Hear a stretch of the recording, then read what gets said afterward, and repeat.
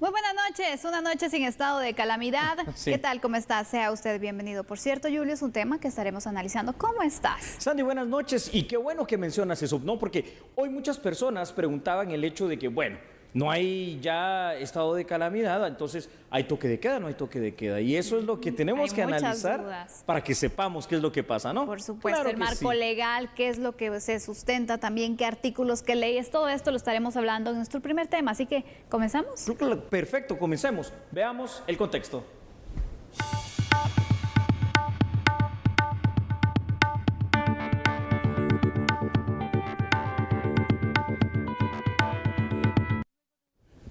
En el Congreso de la República, los diputados aprobaron con 103 votos a favor el estado de calamidad, que contenía, entre otras disposiciones, el toque de queda de 22 horas a las 4 de la madrugada del siguiente día.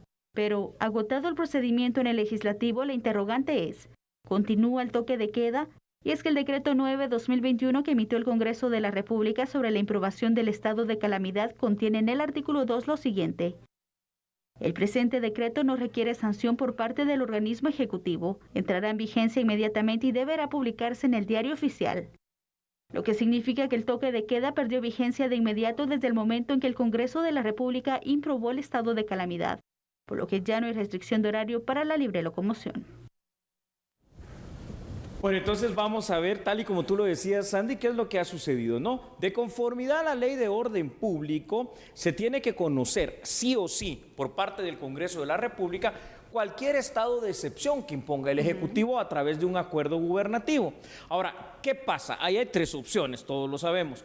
Se aprueba con modificaciones o se imprueba. Lo que sucedió anoche es específicamente la improbación, quiere decir, ya no, el Congreso no permitió, no ratificó este estado de calamidad y consecuentemente, Sandy, si lo macro, que es el estado de calamidad, ya no está, lo que se deriva de él, es decir, el toque de queda que estaba impuesto de las 22 horas a las 4 de la mañana del día siguiente, pues tampoco, ya no está, ya no hay toque de queda, ya no hay estado de calamidad. Exactamente. Había duda en que, bueno, a partir de cuándo empieza esta disposición, porque sabemos que al momento de que el Congreso aprueba una ley, normalmente se espera la sanción o el veto del presidente. En esta situación es distinta porque era una ratificación de una normativa que estaba emitida por el Ejecutivo. Explícanos un poco más acerca de eso. Claro que sí. Aquí no estamos hablando precisamente de esa situación en la cual en la promulgación de una ley normal se espera posteriormente eso que tú dices,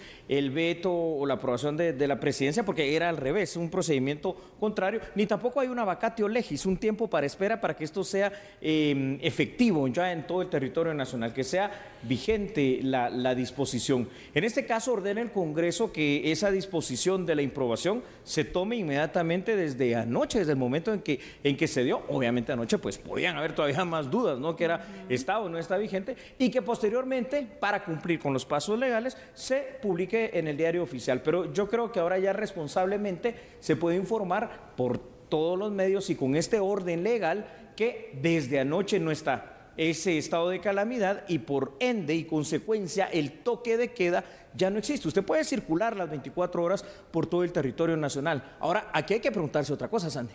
¿Qué tanto conviene o no conviene a las personas por su salud el tema de esa libre circulación? Eso tampoco tiene que ser pues algo así que se tome a la ligera, ¿no? Totalmente no, Julio, pero mira, la verdad es de que vamos a analizar este punto también, cómo podría afectar el tema económico del país.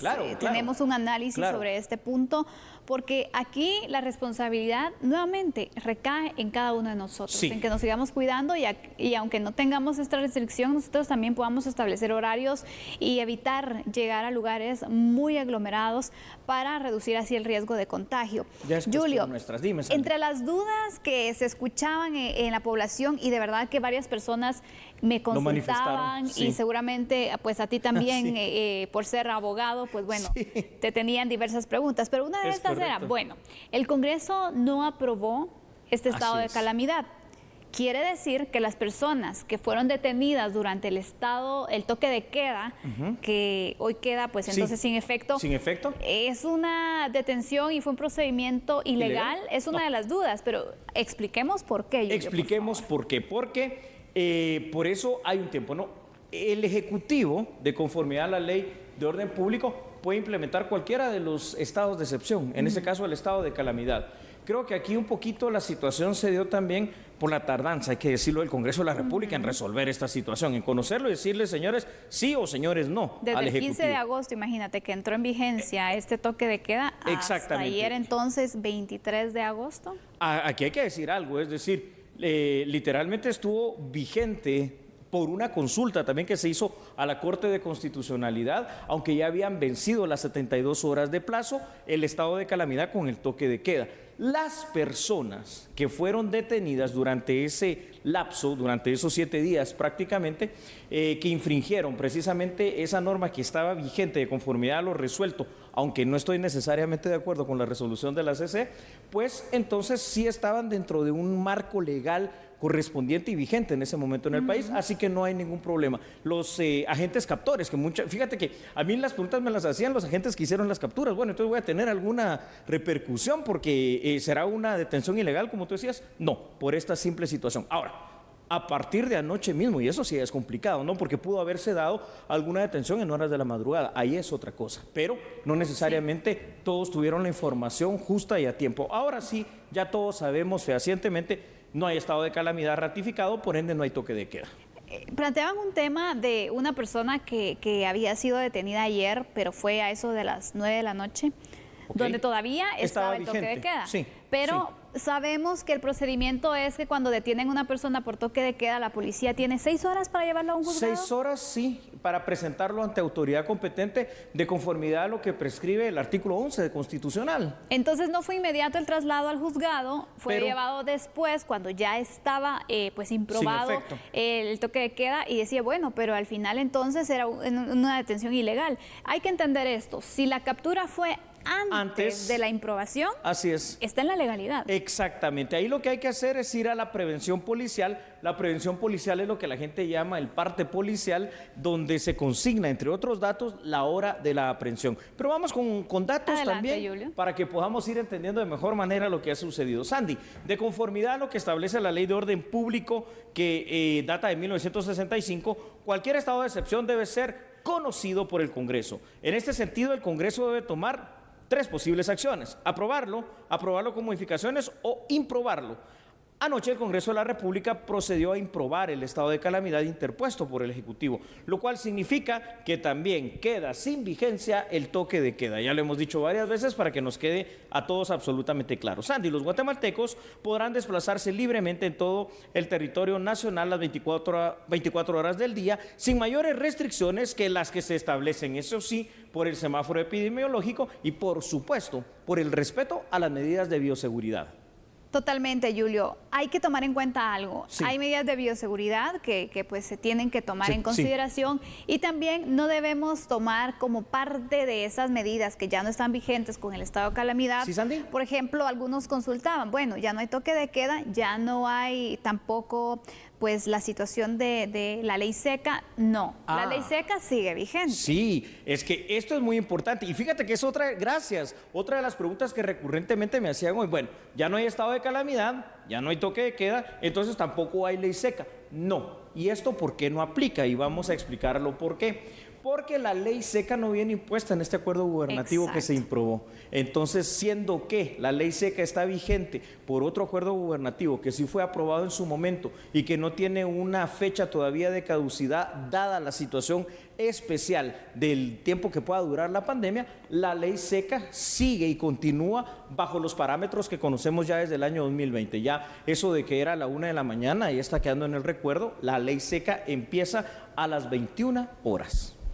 Esto es importante que usted lo sepa porque así pues no puede decir es que yo no sabía. Recordemos que no podemos alegar desconocimiento de la ley, tenemos que estar informados en temas legales y por eso es que en A la Medida se analiza y se le da a conocer a usted desde el punto de vista legal. Correcto, Sandy, así es. Qué es lo que está vigente y qué no, para que usted lo tome en consideración y evitar así alguna situación jurídica. Antes de pasar, muy bien lo que dices, a otros datos podemos ya recapitular 3 cosas importantes que tenemos que conocer, 3 o 4. Número 1, el estado de calamidad fue improbado, quiere decir ya no está vigente. Esto fue la decisión del Congreso. Número 2, ya no hay toque de queda. Número 3, sí sigue estando vigente la ley seca a partir de las 21 horas.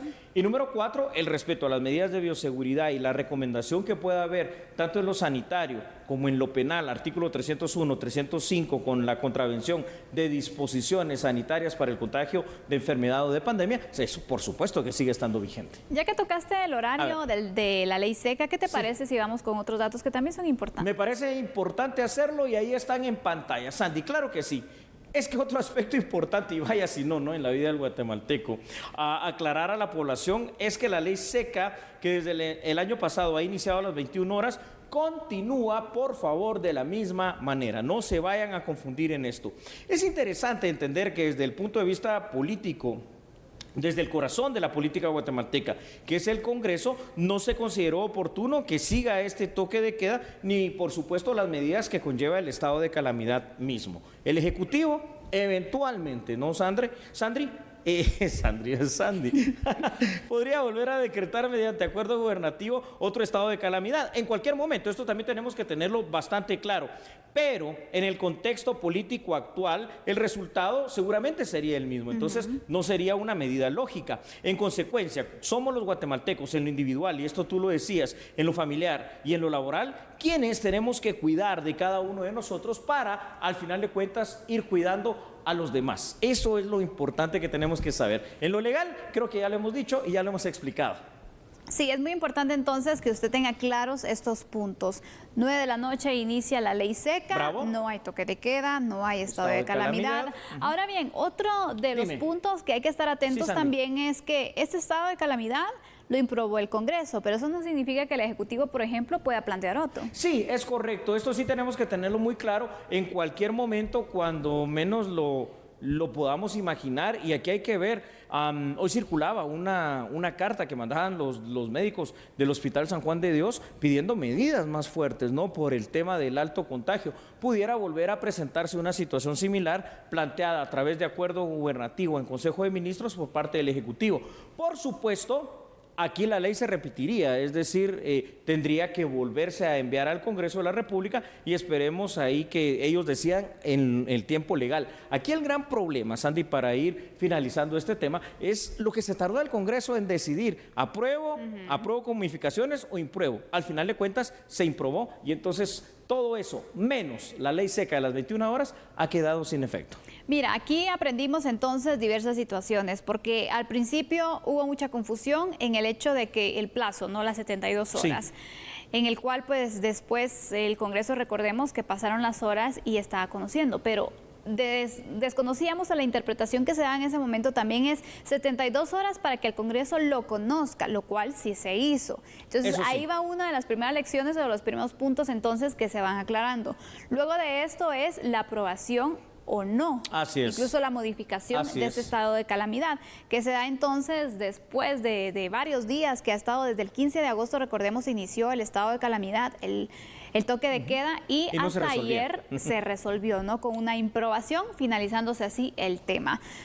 Esta es la situación entonces que está vigente, no hay toque de queda, no hay estado de calamidad, pero sí hay ley seca, se lo recalcamos para que usted lo tome en cuenta y después no sea detenido por infringir esta normativa. Las disposiciones. Así es, esto ha quedado bastante claro. Entonces, cuando regresemos, que será en instantes, vamos a hablar de cómo sufren algunas poblaciones, sobre todo en el interior de la República, por el tema del robo constante del fluido eléctrico de algunas organizaciones disque sociales. Dicen por ahí que justos pagan por pecadores. Y así es. Analizamos el tema cuando regresemos. No cambie, nosotros somos A la Medida.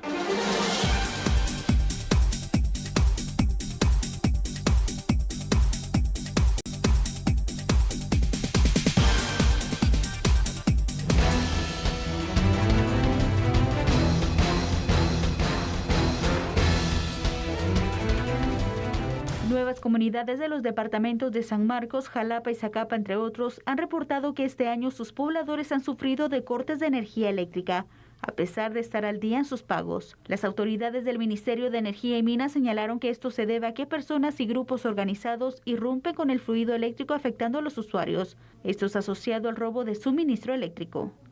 Conversar sobre algunos sectores o áreas que actualmente tenemos algunos conflictos con cortes de energía eléctrica.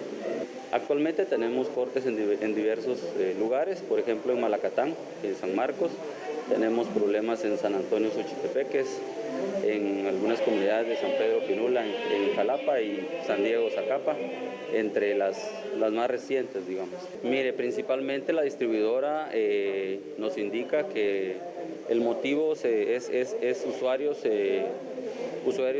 o personas desconocidas que afectan la red, o sea, se suben a las líneas de distribución, lo cual no es permitido, dañan la red y eso provoca cortes colectivos. Básicamente es el motivo por el cual la distribuidora aduce no poder. Bueno, y posteriormente a esto tenemos el problema de que las cuadrillas de la distribuidora, al acercarse a las comunidades, hay inconformidad y eso evita que las cuadrillas puedan llegar de manera pacífica a restablecer el servicio. Tiene relación, digamos, hay muchas comunidades no todas las comunidades, algunos usuarios que se conectan de manera ilegal, tiene relación con el hurto de energía eléctrica. Y pues desde el Ministerio siempre hemos estado dándole seguimiento al tema con las distribuidoras, la comisión, que es el órgano técnico encargado de velar por los usuarios y siempre en la búsqueda del diálogo y de la solución para llegar a un acuerdo con las comunidades y poder resolver esas diferencias que existen. En 2018 se presentó en el Congreso la iniciativa de Ley 5471 sobre el robo de fluidos, que busca reformas al Código Penal para aumentar la pena de los delitos por hurto y robo de energía eléctrica, agua y gas, asegurando que atenta contra la seguridad de los servicios de utilidad pública. Las penas de prisión van de los 3 hasta los 12 años. El robo de fluidos, en este caso particularmente lo que pasa en muchos lugares de Guatemala, en el interior de la República, es el robo del fluido eléctrico. Y fíjate esto, Sandy, cuando tú decías que justos pagan por pecadores, de manera real, en algunas comunidades del departamento de San Marcos, altamente y densamente poblado, Jalapa y Zacapa, es decir, del occidente hasta el oriente del país, pues se han quedado literalmente varias horas sin luz a pesar de tener su pago completo, correcto y al día de su recibo del servicio eléctrico, simple y sencillamente porque otras personas o grupos organizados con intereses aviesos lo que han hecho es pues hacer conexiones ilegales y entonces en lo que se hace y se pone orden para tratar de reconectar, que muchas veces tampoco se puede porque sacan a los trabajadores de las empresas que distribuyen la energía eléctrica literalmente a palos y a otras situaciones, estos grupos organizados lo que causan es un daño real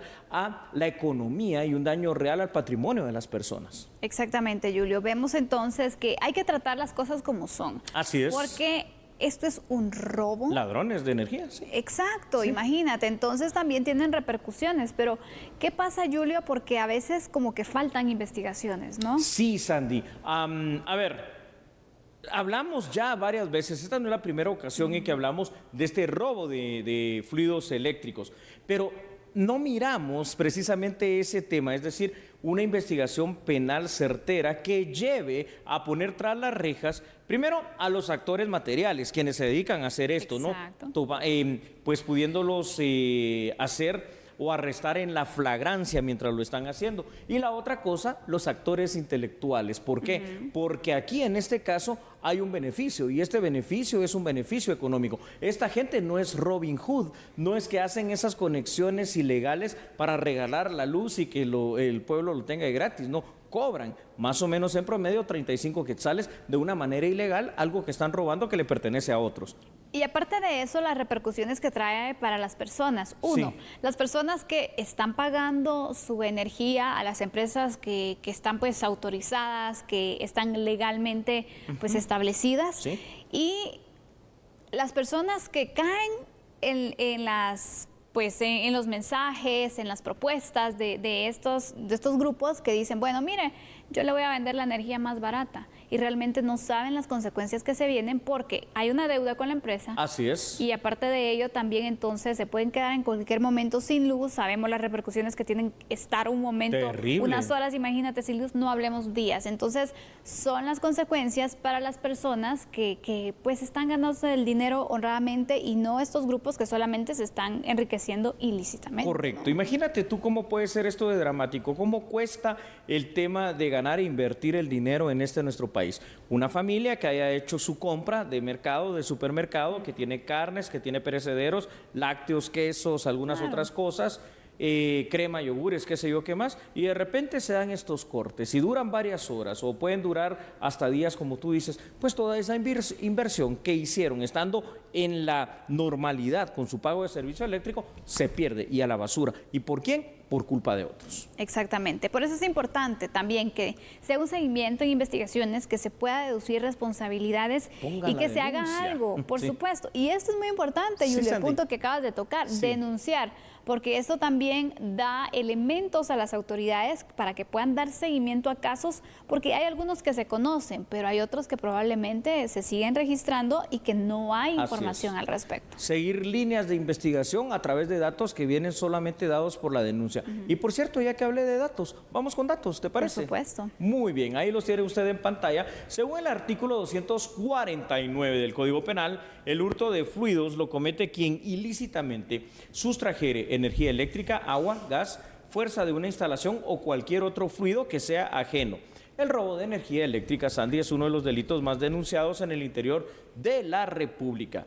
Causa pérdidas millonarias a las empresas, a los productores de energía eléctrica, como a las empresas distribuidoras. Pero a lo demás, y esto es lo terrible, causa serios daños colaterales en los cuales se ven afectadas las personas, la población común, los guatemaltecos en general, que no tienen nada que ver con este fenómeno criminal, pero que de alguna forma también están pagando las consecuencias de las malas acciones de otros. Y todavía algunos reconocen a esos otros grupos como si fueran de alguna manera algo positivo para el país, cuando es todo lo contrario. Ladrón es ladrón y aquí pues esto hay que perseguirlo. Y no se deja llevar bajo el argumento o la situación de que, bueno, es que lo estamos haciendo por ustedes. Ay, no, qué lindo, ¿no? Están haciéndolo por enriquecerse ilegalmente. Vamos con otros datos, por favor. En nuestra producción va a tener ahí en pantalla. Y es que, Sandy, para poder frenar el hurto de fluidos, lo que hacen las empresas distribuidoras de energía eléctrica, lógico, no es cortar el flujo de este servicio de manera total a una comunidad. Esto lo que causa como daño colateral son pérdidas de todo tipo, no solo para los productores de la energía, sino que para la población, que posiblemente pierde productos y pierde la productividad de sus negocios. El combate al robo de energía eléctrica puede impulsar la inversión en el tema de electrificación, porque al robarle a las empresas, estas no pueden seguir implementando proyectos que puedan ayudar a otros. Pero por sobre todo, al hacer esto que usted cree que le está robando a una empresa, lo que está haciendo es realmente dañar al guatemalteco común, honrado y trabajador. Así es, así que hay que denunciar estas situaciones, hay que también apoyar a las autoridades en las investigaciones y las autoridades que también cumplan con su función, que puedan darle seguimiento a estas situaciones que no es reciente, Julio. No, el robo de fluido eléctrico viene desde hace varios años y la impunidad que se da en situaciones como estas es que hacen que se sigan registrando. Entonces, es necesario que se investigue y que se lleve entonces ante los órganos jurisdiccionales a las personas responsables de esta situación. Ahí está, la única manera precisa en que esto va a poder frenarse es la denuncia, el apoyo a la población que se ve afectada para poder identificar quiénes son los que materialmente hacen eso, ponerlos tras las rejas en el mismo momento, la flagrancia, artículo 6 de la Constitución, y quiénes son los otros, los que mandan a estos grupos para que a través de la orden de aprehensión correspondiente puedan ir ante un juez a responder por estas acciones, que como repito, perjudican no solo a varias familias, perjudican a enteras comunidades y por supuesto perjudican el desarrollo de un país. Así es, entonces le damos a conocer esta situación que sigue pasando, es una problemática constante en nuestro país y vamos cerrando este análisis. Cuando regresemos, hablábamos en nuestro primer tema acerca de restricciones y cómo ciertas restricciones podrían pues afectar o no la economía nacional. Así es. Este será nuestro tercer tema de análisis, Julio, restricciones y recuperación económica. Me parece muy bien, entonces por favor, atención porque con eso regresamos. Mientras tanto, usted recuerde que nosotros somos A la Medida.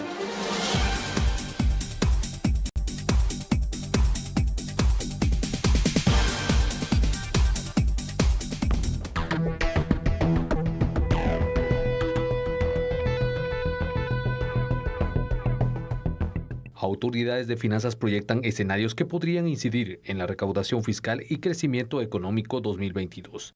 tales como desastres naturales, deterioro de indicadores sociales o incluso la pandemia por COVID-19. El otro punto que habíamos planteado en la agenda era los riesgos por rebrote del COVID. Desde todos los sectores de la actividad económica, suponiendo un escenario base que es el crecimiento del 3.5, el escenario bajo del Banco Central para el crecimiento económico, si subiéramos las medidas de confinamiento del 58 que tenemos aproximadamente a un 65%, la actividad caería de 3.5 a 0.5, y si fuese necesario restringir más hasta un 80%, como el año pasado, la actividad caería en un 3.9%. En cuanto a los ingresos tributarios, por la parte derecha ustedes ven cómo afectaría. Con el índice de rigor de 65, la carga tributaria quedaría a 10%, y si se someten medidas de expansión de la demanda agregada, podríamos llegar a un 10.2% de carga tributaria con un índice de rigor de 65. Estos análisis estarán incluidos en el proyecto de presupuesto 2022. A la fecha, Guatemala muestra un crecimiento económico positivo que podría alcanzar el 5%, tal y como lo dio a conocer el Banco de Guatemala. Bueno, es una situación dramática porque aquí hay que poner sobre la balanza dos cosas que son importantes. El trabajo y la economía es importante, por supuesto que sí, el crecimiento económico también, pero por otro lado está la salud, por el otro lado está el no avance de la pandemia, el que ya no hayan más medidas restrictivas fuertes que pudieran afectar. La situación es muy complicada, Julio, porque también hemos visto cómo esta pandemia ha golpeado varios sectores productivos del país que en este momento se están recuperando, y que tal vez el cierre de un país podría tener entonces grandes repercusiones. Empresas que se salvaron de cerrar, que están luchando por mantener incluso el salario a sus trabajadores, y que en cualquier momento entonces también podrían cerrar y podrían repercutir así en la economía de muchas familias. ¿Y eso qué causaría? Precisamente eso, el aumento del desempleo, la pobreza, la situación probablemente de un aumento de violencia a todo nivel, y eso es terrible. Ahora, por el otro lado, si venimos y hacemos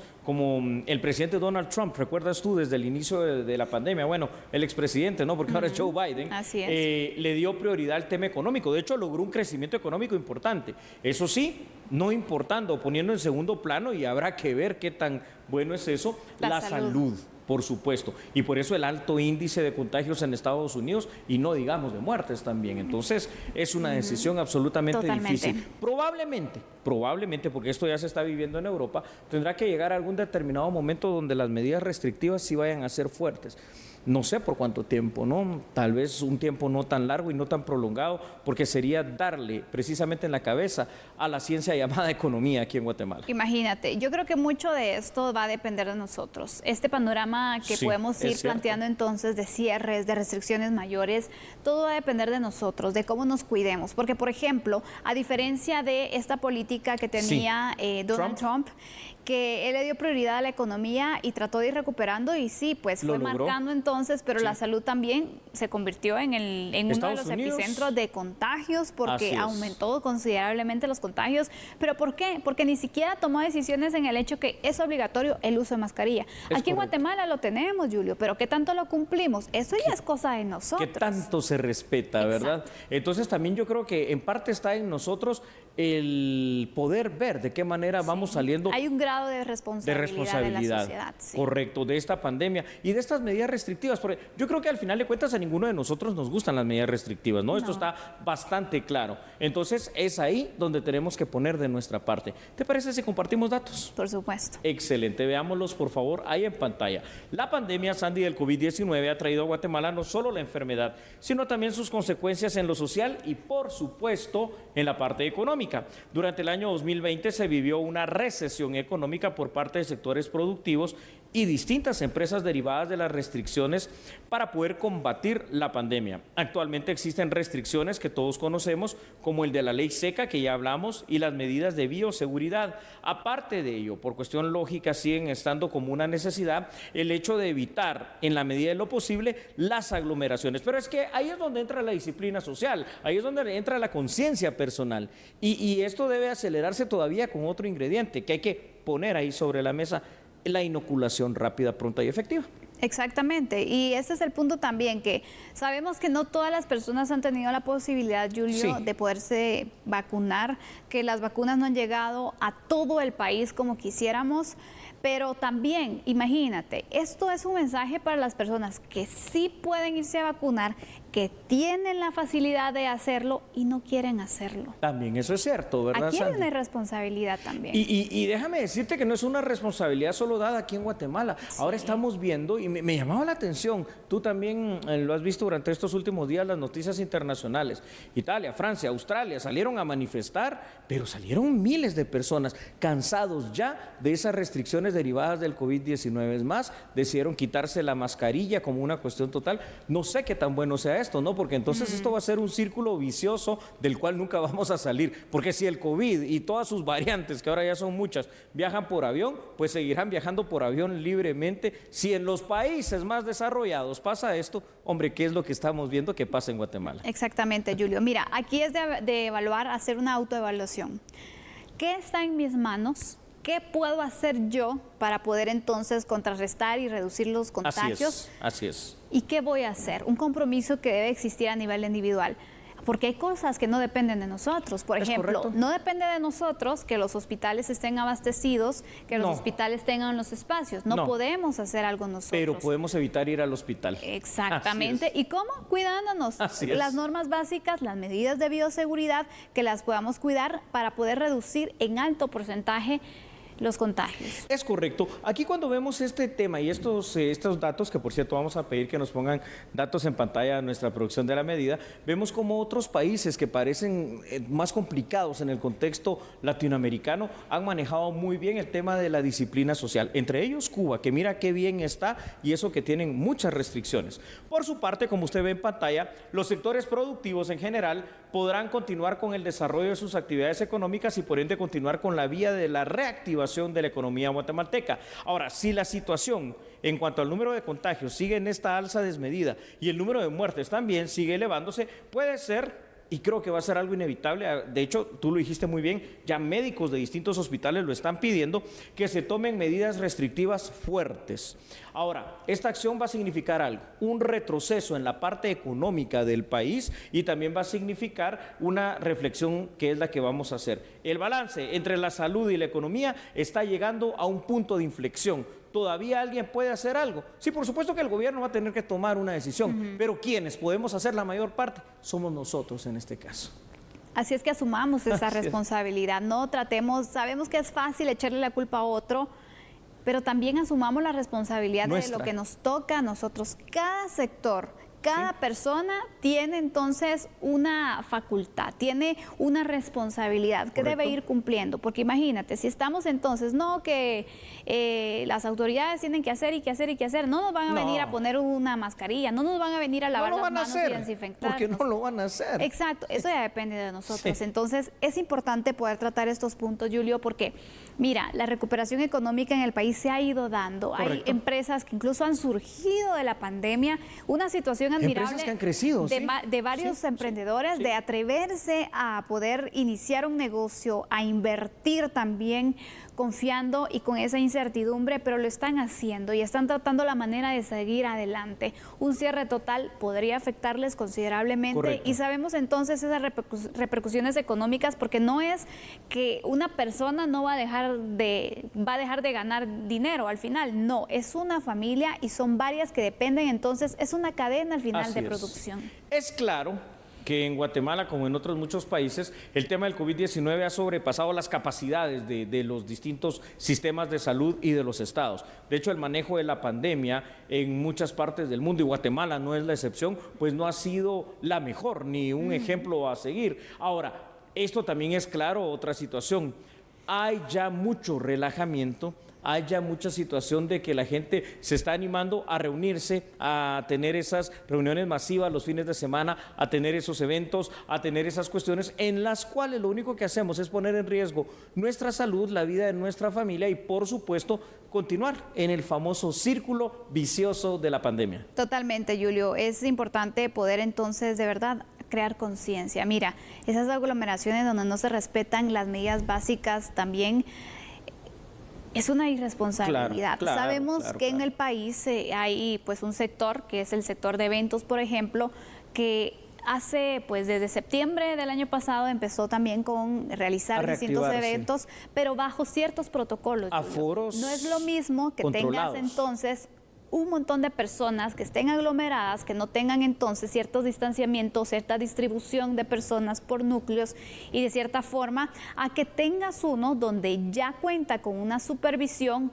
cuenta con un aval también de las entidades para decir, bueno, es un evento que es responsable y que es seguro, versus otros que hemos visto, las ferias, por ejemplo, como han estado, donde la gente ni siquiera usa mascarilla, entonces también vamos a ir diferenciando. Cada uno de nosotros tiene un poder, y es el poder de decisión que puede cambiar e impactar su vida, la vida de los suyos y la vida de otros. Y esta decisión es evitar esas aglomeraciones, evitar esas reuniones masivas, evitar esos altos aforos. Cuando usted lo vea en un restaurante, en un mercado, en un supermercado, en un centro comercial, en un autobús, simple y sencillamente no ingrese, espere otro o vaya a otro sitio de otro lugar. Cuídese. Cuide su salud, valore su vida y la de su familia.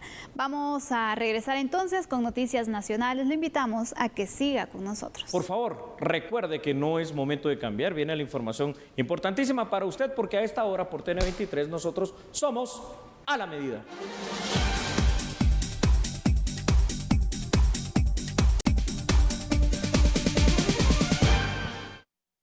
Regresamos con información nacional, porque el nivel de embalse de la hidroeléctrica Chixoy se encuentra dentro de los parámetros normales. El último reporte de Insibume detallaba que el nivel del río Chixoy se encuentra sobre su nivel de alerta con tendencia a subir. Este afluente es uno de los que abastece a la hidroeléctrica Chixoy.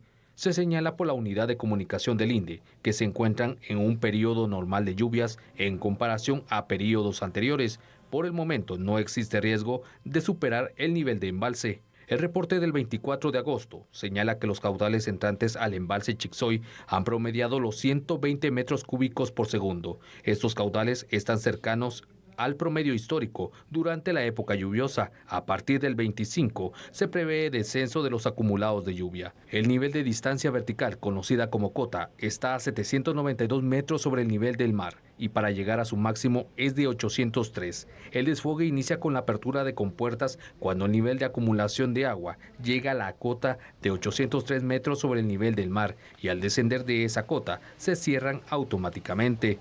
La planta hidroeléctrica Chixoy está ubicada en San Cristóbal, Alta Verapaz, y es la más grande de Guatemala. Actualmente representa el 60% de la energía eléctrica producida por el INDE y el 15% a nivel nacional. ¿Le parece si ahora vamos con noticias que tienen que ver con el tema de la seguridad alimentaria? ¿Sabe usted que el programa piloto de estipendios por acciones pues ha beneficiado ya a varias familias guatemaltecas en 4 municipios del país? De hecho, al 31 de julio pasado han sido aproximadamente 2.800 familias, para ponerle en números redondos, beneficiadas. Vea la información aquí en A la Medida. Con una inversión superior a los 2.792.000 quetzales, el programa piloto de estipendios por acciones se desarrolla en el municipio de Panzós, Alta Verapaz, y Los Amates, Morales y El Estor en Izabal. El viceministro de Seguridad Alimentaria y Nutricional, César Vinicio Arriaga Morales, indicó que se busca restaurar las unidades productivas de familias de agricultoras afectadas por las tormentas tropicales que se registraron a finales de 2020. Con el apoyo de la FAO y el ICA, a 2.792 familias que ya fueron beneficiadas, a quienes ya se les entregó el estipendio, que consiste en la transferencia monetaria de 1.000 quetzales para que ellos con este apoyo financiero puedan invertirlo en restituir capacidades productivas. Estamos trabajando ya en este momento en el levantamiento de la información de campo de 800 familias más que se van a adicionar a este proyecto. Específicamente en el municipio de Panzós, ya en Alta Verapaz, se adicionó también una dotación en especie que consistió en semillas, en pilones, en gallinas y en concentrado para estas gallinas. con el afán de poder restablecer capacidades productivas en el patio productivo de las propias familias también. El programa piloto cuenta con el acompañamiento de la Organización de las Naciones Unidas para la Alimentación y la Agricultura, además del Instituto Interamericano de Cooperación para la Agricultura. Y bueno, autoridades del Ministerio de Relaciones Exteriores informaron que no tienen todavía información sobre connacionales heridos o fallecidos a causa de las inundaciones que se registran en Tennessee. Por el momento, la Guardia Nacional de Estados Unidos está a cargo de la atención de la comunidad latina que se vio afectada por el fenómeno natural. Mientras tanto, el Consulado de Guatemala en Atlanta está monitoreando la situación. Las lluvias dejaron 22 muertos y decenas de desaparecidos, quienes son buscados por los equipos de rescate en medio de casas destrozadas y escombros. El lunes, el presidente de dicha nación, Joe Biden, aprobó la declaración de desastre mayor debido a los daños en dicho estado. Se estima que en Tennessee radican más de 51,000 compatriotas. El abogado y notario y excomisionado Denis Arita, que está siendo precisamente presentado un proceso penal por el tema de comisiones paralelas, solicitó al juez competente que pueda ser juzgado por un delito menor. Vea la información ahora. En abril de este 2021, en la Torre de Tribunales fue capturado por la Policía Nacional Civil el abogado y excomisionado Denis Billy Herrera Arita. Una jueza de mayor riesgo firmó y autorizó su detención en el caso Comisiones Paralelas 2020 por el delito de conspiración para la obstrucción de justicia. Según una investigación del Ministerio Público, el excomisionado y el exjuez Maynor Moto mantuvieron comunicación con otras personas para influir en la elección de la nueva Corte Suprema de Justicia y las salas de apelaciones. El procesado rechazó haber tenido alguna comunicación con el abogado Maynor Moto. No hay evidencias que demuestren un hecho en contra de la ley. Ningún solo elemento que me vincule con el señor Maynor Mauricio Moto Morataya. La concertación, yo fui fiscal 15 años, en el tema de la conspiración es planificar algo y que se va a dar en el futuro, y el único medio de investigación que puede corroborar eso es una escucha telefónica. No hay escuchas telefónicas con el licenciado Maynor Moto Morataya y mi persona, y la respuesta es porque yo nunca me comuniqué con él. Esa es la respuesta. Yo nunca le dije cómo tenía que resolver, y aquí tengo todos los elementos de investigación. Este 24 de agosto, en el juzgado de mayor riesgo de Herrera Arita, pidió que sea juzgado por un delito menor. A su criterio, debe ser investigado por encubrimiento propio y no por conspiración para la obstrucción de justicia. La jueza del caso Comisiones Paralelas rechazó la solicitud del procesado. Continuará siendo investigado por el mismo delito y en su momento se discutirá la investigación que realiza el Ministerio Público para establecer si podría enfrentar un juicio por conspiración para la obstrucción de justicia. Como siempre, es un honor poderles informar y acompañarles en el análisis de lunes a viernes a las 9 de la noche. Que descansen. Feliz noche. Feliz noche, Sandy. Nos vemos mañana. Chao.